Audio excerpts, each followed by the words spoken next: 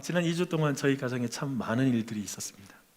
12월 31일 작년 마지막 날이었죠. 저희 아내가 코로나 양성 판정을 받았습니다.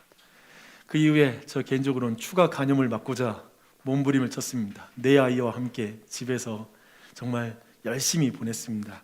하지만 며칠의 간격을 두고 다혜리와 은유리가 추가 감염이 되었습니다. 그 과정을 거치면서 참 인생의 한계를 많이 느끼게 됐던 것 같습니다. 참 내가 노력하는 것, 내가 열심히 살아서 내 삶을 통제하고 안정적으로 만든다는 게 얼마만큼 가능한가라는 생각이 들었습니다. 근데 그 과정 속에서도 하나님이 제게 그 힘을 주는 말씀을 제게 주셨습니다. 그 말씀은 시편 127편 1절 말씀이었습니다. 이렇습니다. 여호와께서 집을 세우지 아니하시면 세우는 자의 수고가 헛되며 여호와께서 성을 지키지 아니하시면 파수꾼의 깨어 있음이 헛되도다. 이 말씀이었어요. 사실 이 말씀은 12월 그 마지막 금요 복음 집회 때 이 본문으로 설교를 했습니다.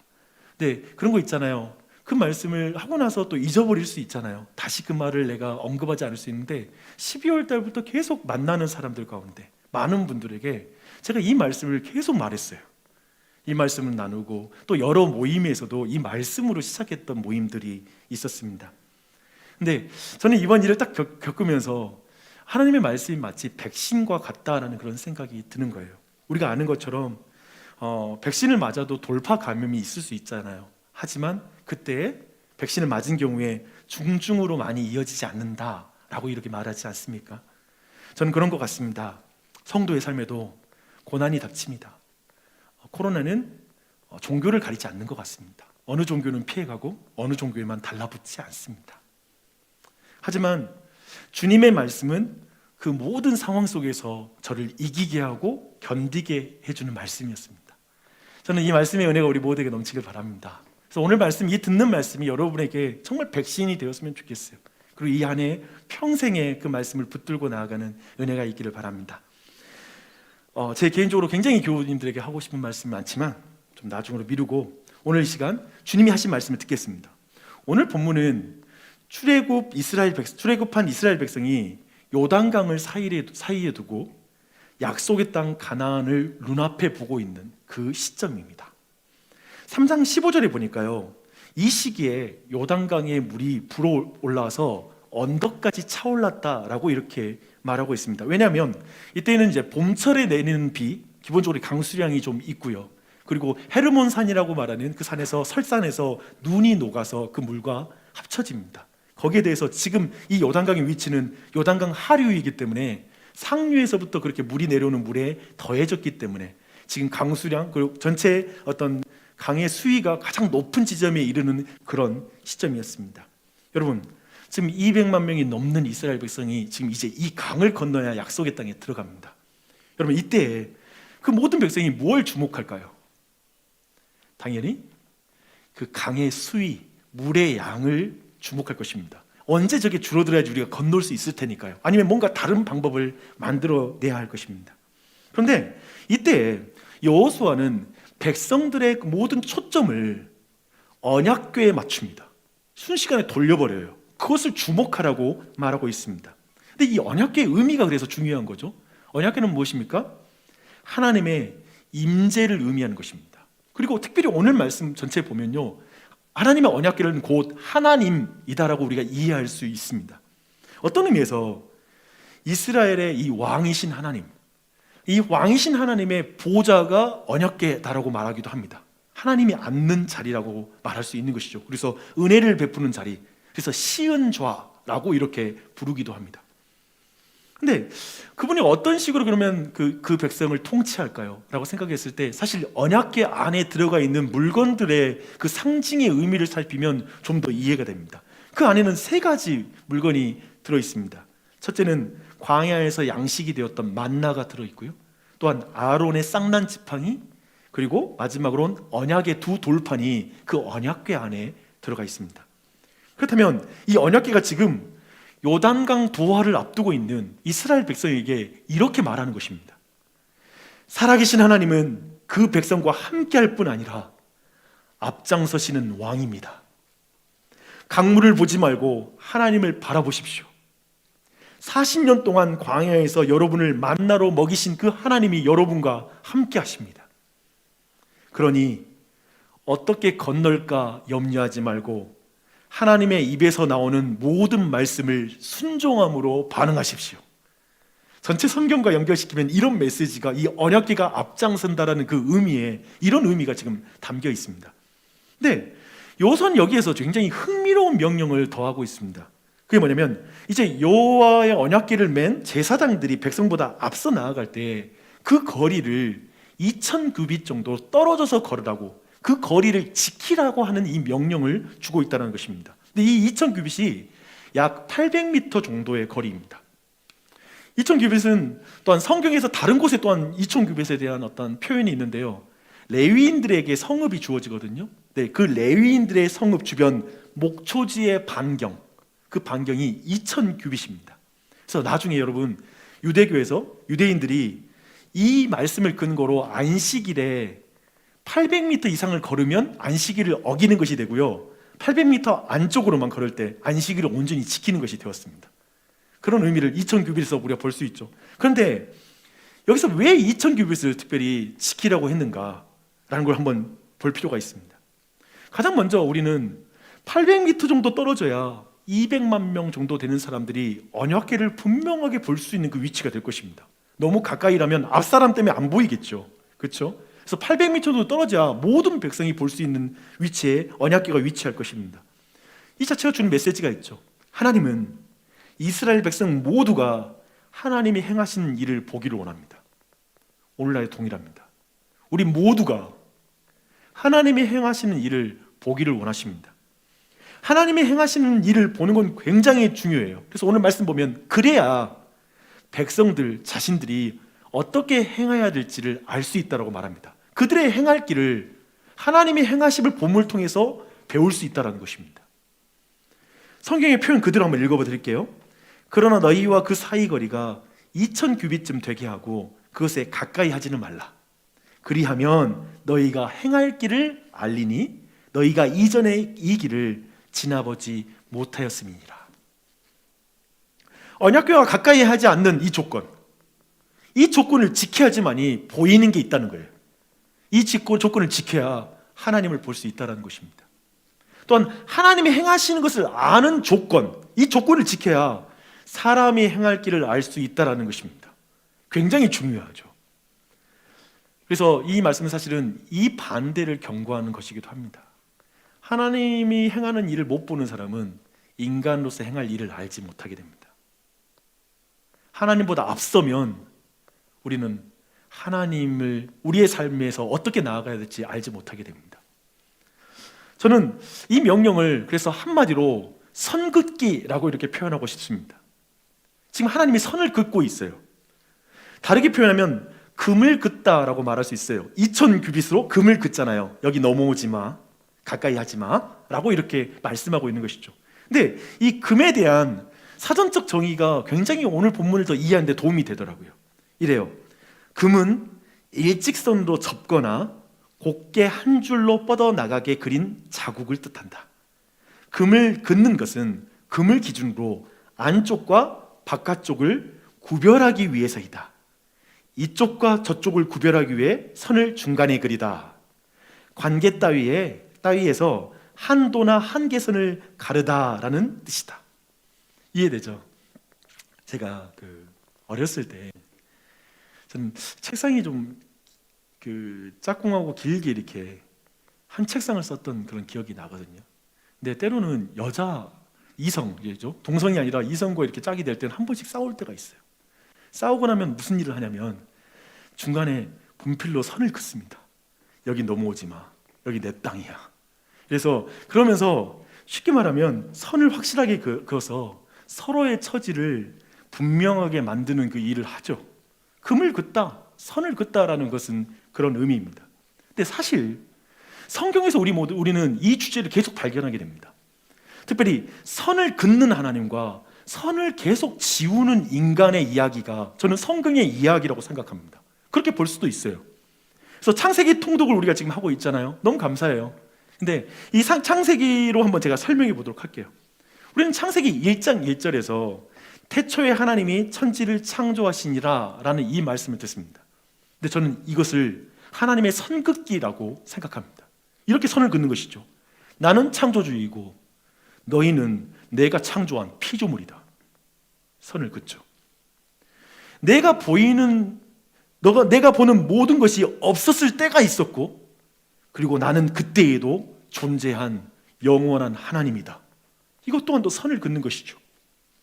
피조물들아, 그래서 창조주에게 가까이 다가오지 말라. 스스로 창조주처럼 생각하면 너는 인간의 길을 잃어버릴 것이다. 유한한 자들아, 무한한 하나님으로부터 떨어져라. 영원히 살 것처럼 살아가면 넌 시간을 낭비하게 될 것이다. 오늘 말씀과 연결하면 이런 전체의 의미를 담고 있죠. 선을 긋는 것입니다. 우리는 이 외에도 창조 기사 안에서 계속 하나님이 선을 긋는 걸 보게 돼요. 낮과 밤을 나누죠. 식물과 동물을 나누죠. 그리고 종과 종을 나눠요. 종류대로 창조하십니다. 또한 동물과 또한 사람을 나누시고요. 또 사람 안에서도 남자와 여자를 나눕니다. 계속 선을 그어요.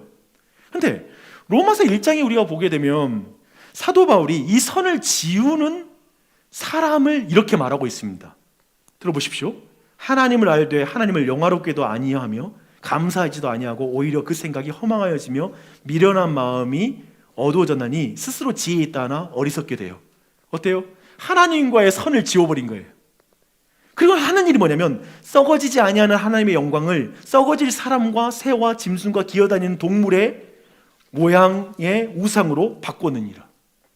또 선을 지었죠. 하나님께서 그들을 부끄러운 욕심에 내버려 두셨으니 곧 그들의 여자들도 순리대로 쓸 것을 바꾸어 영리로 쓰며 그와 같이 남자들도 순리대로 여자 쓰기를 버리고 서로를 향하여 음욕이 불릴 듯하며 남자가 남자와 더불어 부끄러운 일을 행하여 이 또한도 남자와 여자 안에 있는 그 선을 지워버리는 것이죠. 우리는 지금 이렇게 선을 긋는 문화의 어쩌면 절정, 그런 시대를 우리는 살아가고 있고 우리 아이들은 그런 환경에서 자라고 있습니다. 그걸 잘 알고 있죠.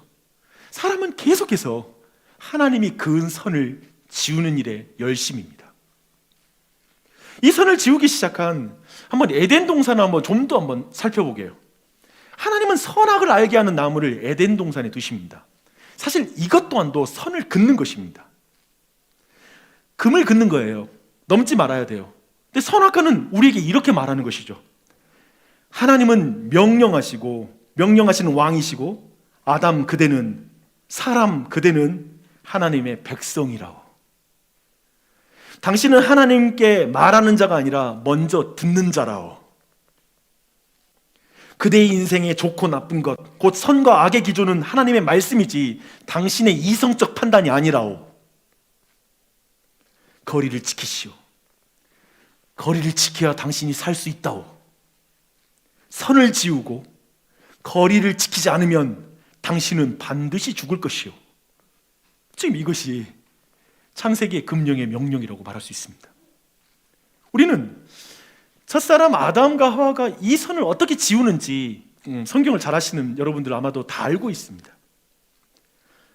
특별히 뱀이 한 한마디의 말에 사실상 그들은 무너집니다. 이 말이에요. 저 열매를 먹이면 너는 하나님이 될 거야. 네가 선악을 나누는 기준이 될 거야. 내 인생의 기준이 너 판단이 되는 거야. 아담과 하와는 이 말을 듣고 뒤집어지죠. 정말 패러다임 시프트가 일어납니다. 이 말을 듣고 나서 탐욕 가운데 창조주와 피조물, 무한자와 유한자, 왕과 백성, 주인과 종이라는 하나님과의 그 인간의 관계 사이에 있는 그 선을 완전히 지워버립니다. 그 금을 넘어가 버립니다. 잘 보십시오. 지금까지 그리스도인이 된 사람들에게까지도 이 선을 지우고 싶은 유혹은 강력합니다. 여러분도 그렇지 않습니까? 여러분이 선악의 기준이 되고 싶지 않아요? 내 판단, 내 생각, 내 기준, 내가 보는 인생관, 내가 마음껏 취하고 싶고 내 기분대로 그렇게 스스로가 권위가 되어 스스로가 선악의 기준이 되어 인생을 규정하고 행복을 규정하고 기쁨을 규정하고 자유를 규정할 수 있는 실존주의 시대를 우리는 살아가고 있습니다. 이게 우리에게는 물고기에게 물을 의식할 수 없을 것처럼 자연스러운 것처럼 지금 이것은 우리 모두에게 익숙하고 너무 자연스러운 것들입니다. 그래서 우리 모두는 스스로에게 그리고 이 세상을 향해 근본적으로 이런 질문을 할 필요가 있습니다. 그렇게 신과 가까워진 나머지 스스로 신이라고 생각하며 사는 당신은 행복합니까? 정말 행복하세요? 자기 판단대로 살아가는 게 그렇게 행복하세요? 권위 없이, 어떤 권위 없이 스스로가 권위가 되어서 살아가는 그 삶이 그렇게 좋습니까? 그렇게 선을 지우면, 금을 넘어가면 인간은 자유로운 것입니까? 당신은 자유로우세요? 어쩌면 이 질문을 우리 자신과 그리고 이 세상을 향해 할 필요가 있습니다. 창조의 현장에서 하나님은 또한 한 가지만 더 볼게요. 시간의 선을 그어요. 6일 동안 창조를 딱 마치고 나서 7째 날에 모든 일을 그치고 안식했다라고 또 말합니다. 이 또한 또 선을 긋는 거예요. 놀랍게도 시간에다가 선을 긋죠. 그리고 7째 날에 복되게 하고 거룩하게 하셨다라고 이렇게 말씀하고 있습니다. 이것은 나중에 언약궤 안에 들어가 있는 두 돌판에 이 말씀, 이것이 기록이 됩니다. 안식일을 기억하여 거룩하게 지키라 라는 명령으로 이 내용이 기록이 됩니다. 주목할 것은 지금 성경이 일과 오늘날에 굉장히 우리의 관심 이슈죠. 월라벨이라는 표현으로 굉장히 이건 우리에게 굉장히 큰 이슈예요. 이것 때문에 우리 이사를 갈 수 있고요. 직장을 바꿀 것이고요. 이것을 위해서라면 외국으로 나갈 수 있는 주제예요. 일과 안식의 문제입니다. 근데 이 일과 안식이라는 주제를 시간의 선긋기로 성경은 정의를 합니다. 안식일을 지키는 것으로 설명하고 있습니다.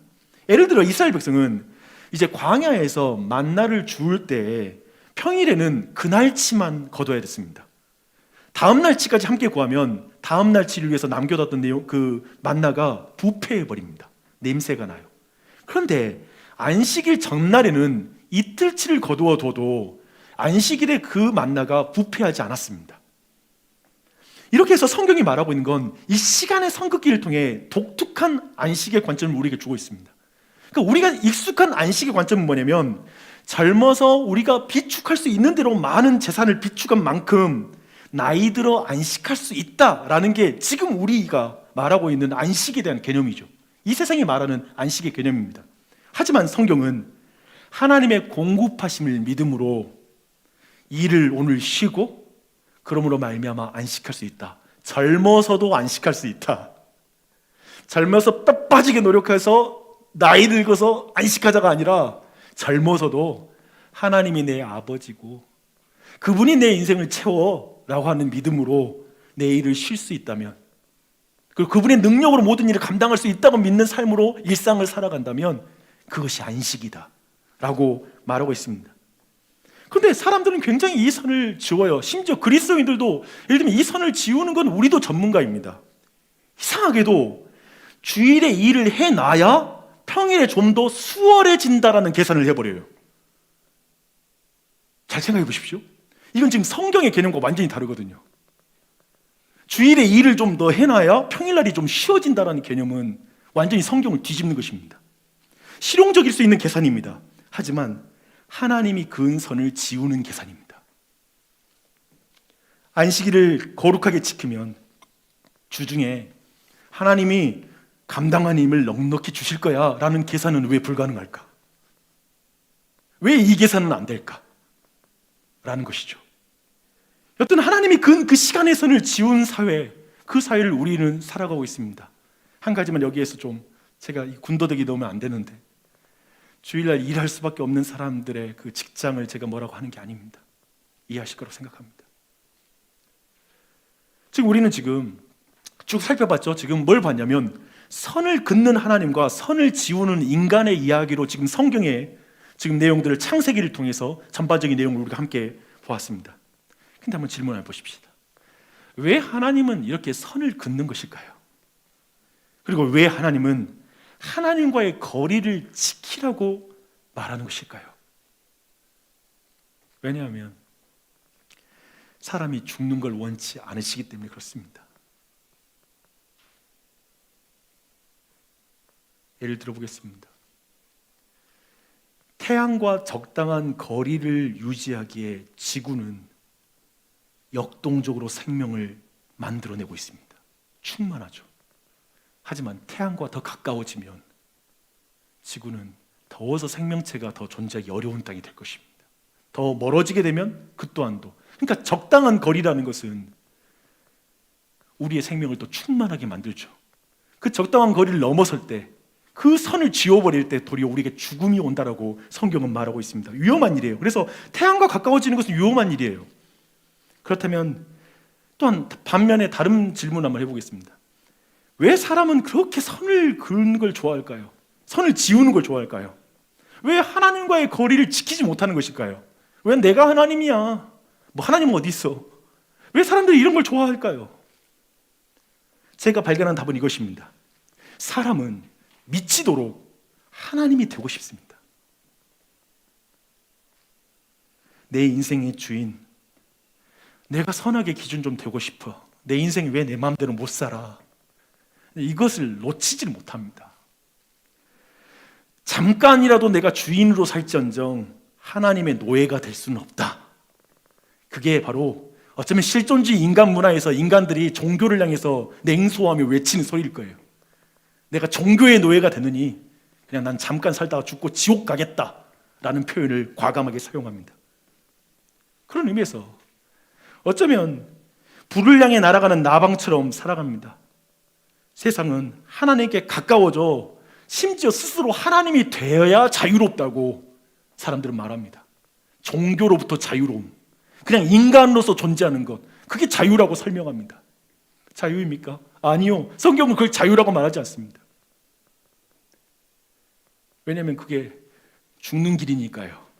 하나님으로부터 멀어지는 것은, 자신이 스스로가 하나님처럼 됐다라고 생각하는 것은 죽음이니까요. 사망이니까요. 성경은 그걸 굉장히 반대하고 있죠. 주 안에 사랑하는 여러분, 이런 인류의 역사, 성경이 말하고 있는 인류의 역사에 대한 이해를 가지고 오늘 말씀 다시 한번 들어보십시오. 제가 읽겠습니다. 그러나 너희와 그 사이 거리가 2000규빗쯤 되게 하고 그것에 가까이 하지는 말아라. 그리하면 너희가 행할 길을 알리니 너희가 이전에 이 길을 지나보지 못하였음이니라. 사랑하는 여러분, 아름다운 미술 작품을 제대로 음미하려면 적당한 거리를 유지해야 됩니다. 때론 자세히 보기 위해서 가까이 갈 때도 있긴 해요. 하지만 그 또한도 음미하기 위해서 가까이 가는 거지 전체를 파악하기 위해서 가까이 가는 건 아니에요. 다시 뒤로 물러나서 적당한 위치에서 전체를 봐야 됩니다. 지금 하나님이 요단강에 섰을 때 그 요단강에 있는 그 백성들이 보기를 원하는 게 있다는 거예요. 지금 이 모든 것은 너희가 2000규빗 떨어져서 봐야지 정확히 볼 수 있는, 음미할 수 있는 사건이야. 너는 이걸 봐야 돼. 네 인생 가운데 앞으로 너는 가나안 땅에 들어갈 거고 수많은 전쟁을 치를 것이고 너의 인생을 살 텐데, 너는 그 인생을 출발할 때 지금 너희들이 이 전체 그림을 먼저 봐야 돼. 이걸 너희가 봐야 돼 라고 지금 보여주는 것이죠. 그것은 뭐냐면 하나님은 하나님이시라는 것입니다. 하나님은 하나님이세요. 그분을 바라는 거예요. 생각해 보십시오. 아브라함에게 약속하셨던 그 약속의 씨 이삭을 줄 때에도 하나님은 이상하게도 아브라함과 사라가 육체의 소망이 다 끊어지는 나이, 아브라함은 100세요, 사라는 90세, 한마디로 말하면 불가능한 나이까지 몰고 가서 아이를 낳아 주십니다. 왜 그런가요? 이 씨는, 이 약속은 내가 이룬다. 너의 육체의 가능성이 이를 이룬 게 아니라 내가 행한다. 내 말을 반드시 지킨다. 그리고 동일하게 지금 땅에 대한 하나님의 약속, 저 가나안 땅을 주시는 과정 속에서 철저하게 내가 행한다. 너희들의 어떤 꾀와 계획이 하는 게 아니라 내가 행한다라는 걸 철저하게 보여주는 이 그림을 우리가 보기를 원하는 거예요. 그 백성이 이렇게 말합니다. 내가 너희보다 앞서 행할 것이란다. 강을 만나면 내가 막아설 것이고 여리고성이 막으면 내가 무너뜨릴 것이란다. 내가 너희의 지휘관이 될 것이고 내가 너희의 작전이 될 것이다. 그리고 내가 너희들의 전투력이 될 것이고 내가 너희의 사기가 되겠다. 그리고 내가 너희에게 기어코 약속의 땅을 줄 것이다. 이 메시지죠. 이 메시지를 지금 우리 모두가 듣기를 원하시는 거죠. 이 하나님을 볼 때 이스라엘 백성은 이제 그때 자신이 행할 일을 알게 된다는 거예요. 자신이 행할 길을 알게 된다는 것입니다. 이 하나님을 보지 못하면 하나님의 백성은 자신이 걸어야 될 길을 알 수가 없습니다. 여러분 기억하십시오. 인생이라는 게 얼마나 소중합니까? 우리 인생길 2022년도 어떻게 걸어야 되지? 내 인생의 남은 생일을 어떻게 가야 되지? 너무 중요한 질문이죠. 근데 이것은 먼저 앞에서 행하시는 하나님을 보지 못하면 내가 갈 길을 알 수가 없습니다. 우리네 인생 한번 보십시오. 언약궤보다 앞서서 물을 퍼내는 사람부터 댐 지으려고 설계에 벌써 들어가는 사람도 있을 것이고, 다리 놓으려고 재료 모으는 사람이 있을 것이고, 기발한 사람은 비행기 만들어서 넘어가 볼까? 돈 있으면 비행기 한번 불러볼까라고 생각할 수 있을 것이고, 또 기가 막힌 사람은 지하 터널 뚫어버리는 거, 지하로 한번 가보자, 이런 계산도 하겠죠. 당태종이 안시성 한번 가겠다고 성 아래로 땅굴 파서 들어갈 작전을 세우는 기발한 아이디어죠. 어쩌면 우리 인생도 똑똑한 사람은 그 기발한 아이디어로 인생 문제 풀어갈 것이고, 인생의 어떤 요단과 같은 문제를 만나면 우리가 온갖 계산으로 그걸 넘어가려고 여러 가지 작전을 쓰게 될 것이요. 우리도 그러겠죠. 근데 사실 오늘 본문에서 이런 식으로 여러분 이 본문을 적용하면 안 됩니다. 여러분이 그냥 손 놓고 하나님만 믿으세요. 그러면 다 알아서 해주세요. 지금 이걸 말하는 본문은 아닙니다. 도리어 이 본문이 강조하는 것을 보십시오. 언약궤에 가까이 가지 말아라. 하나님의 행하신다는 걸 모르고 살지 말아라. 하나님의 인재와 상관없이 스스로를 구원하려고 하는 삶을 살지 말아라. 하나님 없는 미래에 먼저 가서 괜히 미래에 있는 내용으로 염려하고 근심하고 걱정하고 살지 말아라. 하나님 거기 계신다. 하나님 앞서 행하신다. 하나님 앞에 계신다. 너희 가족, 너희 배우자, 이 구원 걱정할, 내가 행한다. 나를 봐라. 나를 믿어라. 하나님의 행하심을 믿지 못하기에 자신의 노력, 실력으로 모든 것을 확보하려는 모든 노력을 경계하라는 메시지이죠. 도리어 하나님을 주목하라는 것이죠. 네. 이제 이 말씀을 저의 지난 2주의 제 삶의 경험과 묶어서 이 내용을 정리하면 이 말씀이 더 여러분의 삶에 더 이해가 될 것 같습니다. 저는 지난 11월 첫 주에 플랜과 프렌드라는 그 설교를 했습니다. 기억하실지 모르겠습니다. 저는 그때 하나님의 은혜로 지난 7년의 목회를 돌아보면서 다시 교회를 개척하는 마음으로 다시 사역을 시작하겠다고 온 교회 앞에서 고백했던 설교였습니다. 그 설교를 하고 나서 제 마음에 진짜 다시 교회를 개척할 때의 마음처럼 마음에 설레는 마음이 들더라고요. 저는 처음 개척했을 때처럼 또 플랜을 세우기 시작했습니다. 제가 정말 생각이 막 돌아가거든요. 이제 어떻게 해야 될까? 수많은 책과 강의 등을 참고하면서 2022년도 목회 방향을 정리했습니다. 그리고 생각해 봤습니다. 그래서 11월부터 12월 내내 시간 돌아보면 그때 설교한 이후부터 저녁 늦은 시간, 아침 새벽부터 저녁 늦을 때까지 내 머리는 쉬지 않았던 것 같아요. 계속 생각하고 뭔가를 계획하고 막 그런 생각을 계속 하고 있었던 것 같습니다.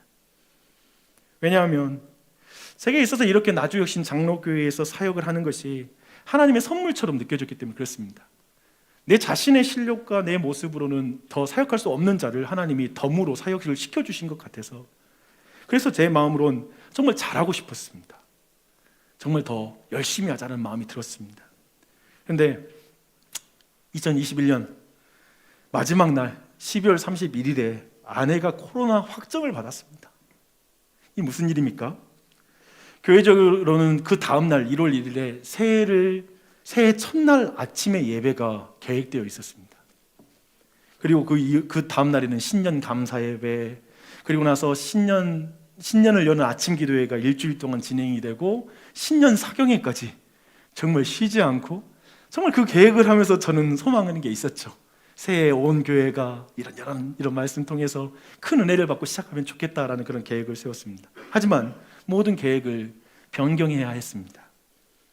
그런데 사실 그 지난 31일 아내가 확진받은 이후에 그 첫 주, 한 주 첫 주 동안에는 제 자신이 경황이 없었습니다. 아이들에게 추가 확진이 없도록 집을 계속해서 소독했거든요. 그리고 막 소독을 뿌려가면서 방을 닦고 뭐 아이들 지나가는 자리마다 막 뿌리고 돌아다니고 그랬습니다. 청소하고 또 음식하고 나면 또 소독해야 되니까 물로 항상 지금도 습관이 돼버렸습니다. 물 끓여 놓고 다시 전체로 소독하고 넣어놓고, 그리고 애들도 통제해야 되는데 그것들이 통제가 안 되는 애들이잖아요.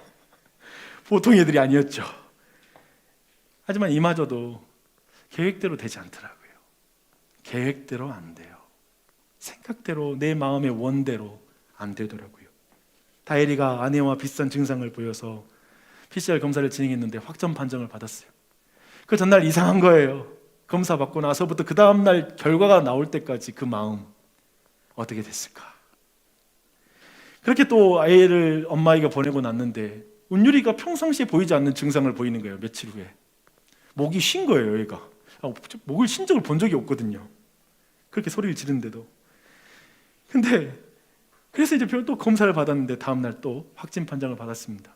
이제 느낌이 오는 거예요. 이상하다. 이 확진인 것 같은데.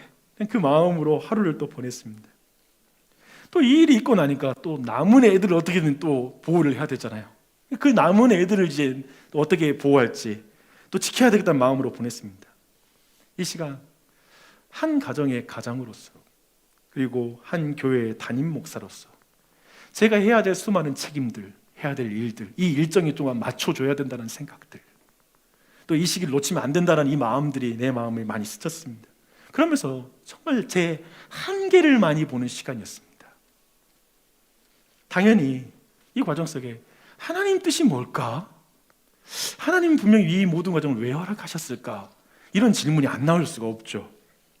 그때 새해를 여는 아침 기도의 첫날에 창세기 1장 1절을 제가 설교를 했습니다.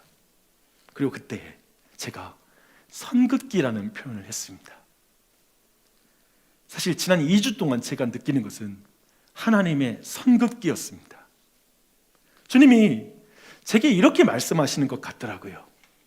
용주야, 내가 다시 힘을 다해 교회를 섬기려고 하는 것 내가 잘 알아. 이제는 또 실수하지 않고 잘 해내고 싶어 하는 건 내가 다 알아. 그런데 멈춰라.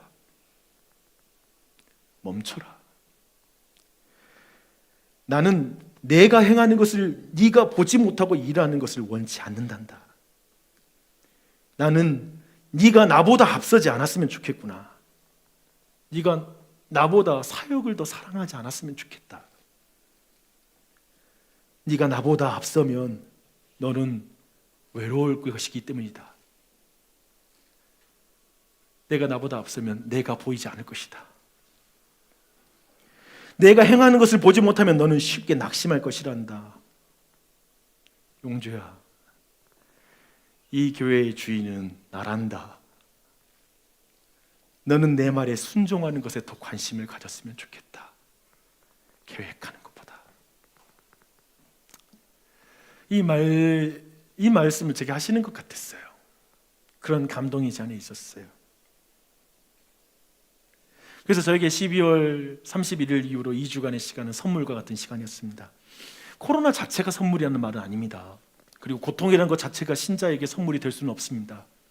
하지만 제가 선을 넘어가 교회를 걱정하는 것, 주님의 임재보다 앞서 내 미래로 나아가는 것, 내가 계획하고 잘해야 교회가 그만큼 잘 될 것이라고 생각하는 것, 그 모든 것으로부터 주님이 저를 지켜주셨습니다. 구원해 주셨습니다. 생각이 멈추지 않았는데 생각을 멈추게 하셨습니다. 그래서 어쩌면 이 아내를 돌아볼 때, 야, 진짜 내가 계획한 대로 진짜 다 됐네, 잘 됐네, 이것을 자랑하는 자가 아니라 그래서 교인들이 우리 목사님 계획 너무 잘한다, 우리 목사님 진짜 계획을 탁월하게 세워, 훌륭해라는 걸, 그 칭찬을 받는 게 내 인생의 목적이 아니라, 야, 우리 교회 주님이 일하신다, 주님이 행하신다, 주님이 역사하신다, 그럼 됐다, 주님이 높아지면 됐다, 이 생각이 들었습니다. 이 마음으로 오늘 말씀 다시 한 번만 들어보십시오. 그러나 너희와 그 사이거리가 2000규빗쯤 되게 하고 그것에 가까이 하지는 말라. 그리하면 너희가 행할 길을 알리니 너희가 이전에 이 길을 지나보지 못하였습니다. 그래서 저는 이 일 후에 내가 계획을 안 세우는 게 아니라 계획을 세우죠. 근데 어떻게 행해야 될지를 더 잘 알겠는 거예요. 내가 이제 어떻게 행해야 되는지를 알겠는 거예요. 우리 모두, 특별히 저는 오늘 말씀에 또 한 가지가 주목되는 게 이거였어요. 이전에 이 길을 지나보지 못하였습니다. 우리 모두는 이전에 지나보지 못한 길을 걷습니다. 2022년 우리 중 아무도 이 길을 걸어본 적이 없어요. 우리 아이가 이 나이대를 나는 경험한 적 없어요. 그렇죠? 인생이 그렇습니다. 우리는 인생의 모든 계절을 처음 걷고 있습니다. 참 두렵습니다. 코로나라는 이것이 상수가 되어서 우리네 삶은 더 예측할 수 없는 상황이 되었습니다. 목회도 그렇고 여러분의 직장 생활도 그렇고 모든 가정도 더 예측하기 힘듭니다. 참 두려운 상황입니다. 요즘 보니까 주변에 왜 이렇게 노후 대책에 대한 이야기를 많이 해요? 이 미래에 대한 염려들이 굉장히 많아요. 어떻게 해서든 안정적으로 관리하고 통제하려고 하는 몸부림이 사회 곳곳에서 터져 나옵니다. 영끌 하면서 모든 걸 동원합니다. 근데 어디에서 구멍이 터질지 아무도 몰라요. 터지면 터지는 거예요. 우리 모두 나쁜 일 하고 사는 거 아니죠. 가족 잘 건사하고 싶어 일하고 육아와 자녀 교육, 교회 사역, 회사 일로 눈꼴 뜰 데 없이 바쁩니다. 근데 그렇게 정신없이 살다 보면 요단강만 보여요. 물만 보여요. 현실만 보여요. 그리고 그것이 엄청난 중압감으로 다가오죠. 제가 그런 생각이 들더라고요. 물만 보다가 물만 먹는다. 제가 항상 우스개로 막 묵상하는 걸 좋아해가지고 물만 계속 보다가 물만 먹는다. 물 먹는 인생. 불안한 현실에 함몰됩니다. 괜히 일어나지 않는 일을 염려하고 걱정하기 일쑤입니다. 미래에 하나님이 계시지 않는 것처럼 미래에 홀로 가서 염려를 끌어안고 현실로 가져옵니다. 주 안의 사랑하는 여러분, 이제 여러분에게 정말 권면의 말씀 드립니다. 뒤로 물러나 2000규빗을 지키십시오. 뒤로 물러나십시오. 홀로 넘실대는 요단강 앞에 서지 마십시오. 뒤로 물러나야 보이는 게 있습니다. 인생은 앞만 보고 달려가는 게 문제가 아니고 열심히 살았다라는 게 여러분의 자랑이 될 수는 없습니다. 물러서십시오. 혹시 주님을 알지 못하는 분이 이 자리에 계시다면 뒤로 물러서세요. 여러분의 모든 이성과 고집과 판단 좀 내려놓고 뒤로 물러서십시오. 그리고 창조주가 있다는 사실을 보십시오. 하나님이 문제 가운데 계시는 것이 보이고 하나님이 먼저 행하고 계시는 것이 보일 것입니다. 그 눈을 달라고 기도하십시오. 제가 보니까 이래요. 많은 사람들이 이렇게 연초에는 이런 기도를 드리죠. 하나님, 2022년도에 우리 가정이 그리고 내가 어떤 방향으로 가야 될지 그 방향을 알려주세요. 이 기도 제목은 우리가 너무 익숙한 기도 제목이죠. 알려주세요. 이런 기도를 참 많이 해요. 그런데 주님은 뭐라고 말하냐면 뒤로 물러나라. 내가 선을 지켰으면 좋겠구나. 나는 내가 내 삶에 앞서 행하는 것을 먼저 봤으면 좋겠구나. 그러니까 내가 가는 길은 하나님이 앞서 행하신 것을 볼 때 내가 갈 방향이 결정이 되는 거지, 하나님 제외해 놓고 하나님 내가 어떤 길로 가야 될지 알려주세요라고 말하는 기도는 없다는 거예요, 기독교에. 그래서 우리의 기도 제목은 하나님, 내 삶이 너무 많이 무너졌어요.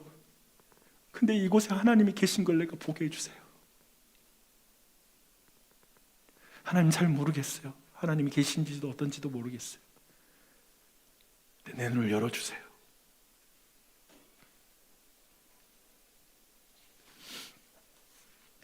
그래서 여러분이 2022년에 여러분의 그 2000규빗, 이것을 꼭 기억했으면 좋겠고, 그것은 어쩌면 여러분이 하나님의 임재를 바라보고 경험할 수 있는 기도의 시간일 수 있고요, 말씀 묵상의 시간일 수 있어요. 아침 기도회가 될 수도 있어요. 여러분마다 하루 가운데 2000규빗을 바라보는 그 거리를 두고 하나님의 행하심을 볼 수 있는 시간을 여러분이 확보하세요. 이걸 결정하세요. 아침에 난 잠 와서, 아니요, 일어서세요. 깨세요. 바꿔야 되잖아요. 2000규빗을 확보하세요. 근데 2000규빗을 단순히 종교적으로 무슨 시간을 지키는 차원은 넘어서는 것 같아요. 도리어 내 삶의 주인은 내가 아니야.